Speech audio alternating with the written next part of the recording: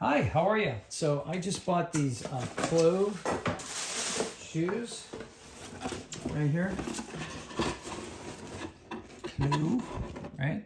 These are nursing shoes, but I'm gonna use them in my restaurant.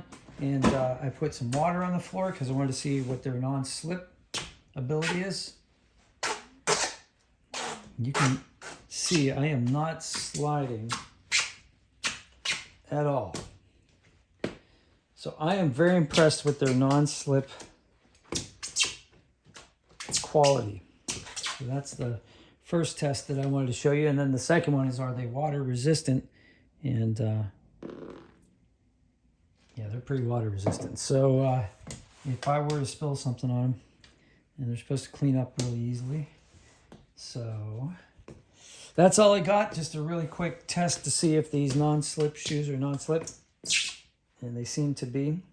So if you have any questions, put them in the comments, and smashing the like helps me. Have a great day. I hope this video helped you.